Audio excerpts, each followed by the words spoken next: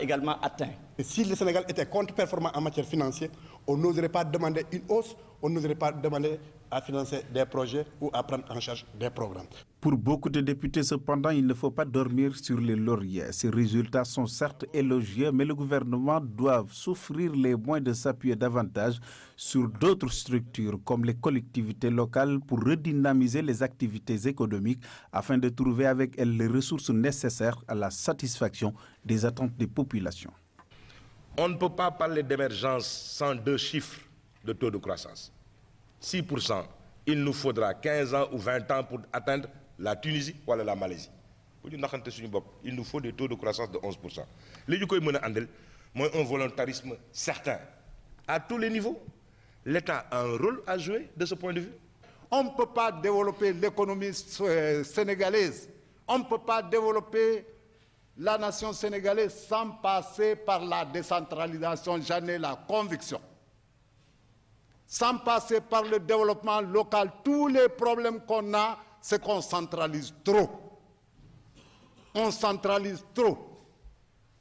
Je crois qu'il faut décentraliser. Il faut que les fonctionnaires lâchent un peu du lest, se conforment à la volonté politique du chef de l'État. Qu'on nous responsabilise. On a la capacité, je pense, en tant qu'élu local, qui a quand même une certaine expérience, qui touche du doigt la réalité des problèmes de ce pays. Dans les domaines stratégiques comme celui de l'éducation, où le taux d'achèvement est pourtant passé de 36 à 45% de 2000 à 2006, le ministre d'État a estimé que le rythme de progression est en deçà des ambitions du Sénégal et si la tendance n'est pas inversée à temps, l'objectif visé par l'OMD à ce niveau ne sera pas atteint d'ici à 2015. Sur bien d'autres sujets comme les infrastructures routières, le ministre d'État a martelé devant les députés que les réalisations effectuées par le Sénégal sont incommensurables.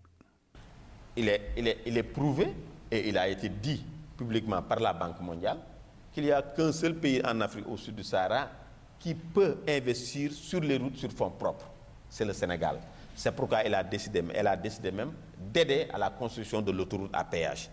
Ça aussi, c'est un acquis quand même qui est dû à la qualité peut-être de nos orientations budgétaires, aussi à votre compréhension. L'utilisation efficiente des ressources publiques et la tendance souvent décriée des marchés gré à gré ont été également au cœur des débats et là aussi, le ministre de l'économie s'est voulu convaincant. La passation de marché par appel d'offres et de rigueur. Et le Premier ministre comme le Président de la République ont donné des instructions fermes à ce niveau pour demander aux ministres, avant la fin du mois de janvier, de déposer leur plan de passation de marché. Donc personne ne pourra plus utiliser cet argument de l'urgence parce que les marchés seront connus dès la fin janvier et les procédures pourront commencer à se dérouler le plus normalement possible. Donc là, vous pouvez être en tout cas tranquille.